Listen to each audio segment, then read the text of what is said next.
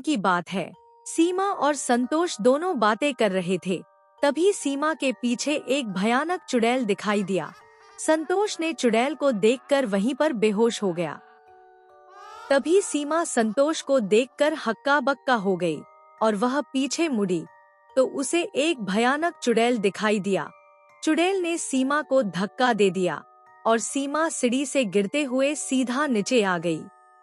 एक समय की बात है, एक गांव में एक सुखी परिवार था जिसमें 4 लोग रहते थे, जिसमें एक संतोष नाम का लड़का था। संतोष अपने गांव में छोटे मोटे काम किया करता। संतोष की उम्र काफी ज्यादा हो गया था। घर वाले सभी परेशान थे कि संतोष शादी क्यों नहीं कर रहा है। फिर उसकी माँ संतोष से बोली, संतोष बेटा, अब तो तुम्हारी उम्र काफी ज्यादा हो गया है, अब शादी कर लो, घर की जिम्मेदारियां बहुत बढ़ गई है, तुम्हें शादी कर लेना चाहिए बेटा। फिर काफी रात हो जाता है और फिर सारे परिवार खाना खाकर जल्दी से सो जाते हैं। जब संतोष सोया रहता है तो उसे लगता है कि उसके बगल में कोई महिला बैठी है जो बहुत अजीब तरीका से रो रही है। फिर संतोष उठना चाहता है लेकिन उसे लगता कि उसे किसी ने पकड़ लिया है। फिर संतोष अचानक अपने नींद से उठ जाता है। जब वह आसपास देखता है तो उसे कोई दिखाई नहीं देता है। फिर सुबह जल्दी उठकर संतोष अपने परिवार के साथ अपने गांव के पास में लड़की देखने चले जाता है। फिर संतोष को एक लड़की मिल जाती है और वह दोनों परिवार काफी देर तक बातें करते हैं और फिर दोनों की शादी करा देते हैं। फिर संतोष की पत्नी सीमा उनके घर आ जाती है। सीमा के घर आते ही सीमा को घर में अजीब महसूस होता है। उसे लगता है कि उसे कोई देख रहा हो और अजीब अजीब आवाज आने जैसा महसूस होता है। उसके बाद पूरा परिवार खाना खाकर जल्दी से सो जाते हैं। सीमा जब सो रही होती है तो उसे लगता है कि उसके बगल में कोई बहुत ही अजीब तरीका से रो रही है। सीमा उठ के यहाँ देखना चाहती थी लेकिन सीमा को ऐसा लग रहा था कि उसे किसी ने पकड़ लिया है।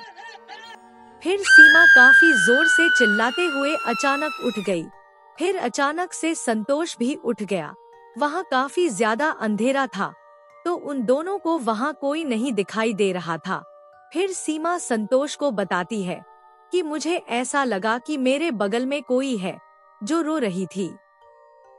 सीमा जब सुबह खाना बना रही होती है तो उसे लगता है कि उसके पीछे कोई है जो मुझे ही देखे जा रही है और जब पीछे मुड़ती है तो वहाँ भयानक चुड़ैल रहती है। फिर सीमा भागकर किचन से बाहर आती है। वह अपने सास से सारी बातें पूछने जाती है तो सीमा अपने सास से पूछने ही लगती है कि सामने देखा तो सीमा की माँ पापा आया रहता है और वह कुछ नहीं पूछ पाती है। और फिर किचन की ओर देखता है तो उसे वही साया उनको दिखाई देता है। फिर सीमा का परिवार कुछ देर बाद चले जाता है। सीमा और संतोष आपस में जब सीढ़ी पर बात कर रहा होता है तो संतोष सीमा के पीछे एक भयानक चुड़ैल देखता है और देखते ही देखते वह चुड़ैल सीमा को धक्का दे देती है। सीमा सीढ़ी से नीचे गिर जाती है। सीढ़ी से नीचे गिरते ही सीमा बेहोश हो जाती है। फिर सीमा को कुछ घंटे बाद जब होश आती है तब सीमा की सास वह सारी बातें उसको बताती है। सीमा बेटी, संतोष की शादी हमने पहले ही कर दिया था। उसकी नाम थी रीना। उसने दहेज में कुछ नहीं लाया था, इसलिए हमने उसे जान से मार दिया।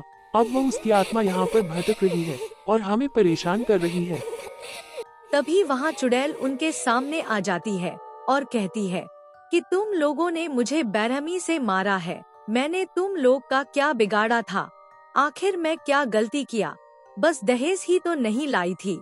इसके बजाय तुम लोगों ने मेरी जान ले ली। मैं तुम लोग को नहीं छोड़ूंगी, मैं तुम लोग को भी मार डालूंगी। फिर चुड़ैल ऐसे बोल के एक एक करके सबको मौत के घाट उतार देती है। उन लोगों को भी बहुत बेरहमी से मारती है जैसी रीना को मारी थी। फिर रीना बोलती है, तुम यहाँ से चली जाओ सीमा, मैं तुम्हें कुछ नहीं करूँगी और आज के बाद इस गांव में कभी मत आना, यहाँ से तुम चली जाओ। फिर सीमा वहाँ से चली जाती है और इस तरह से रीना की आत्मा को शांति मिलती है।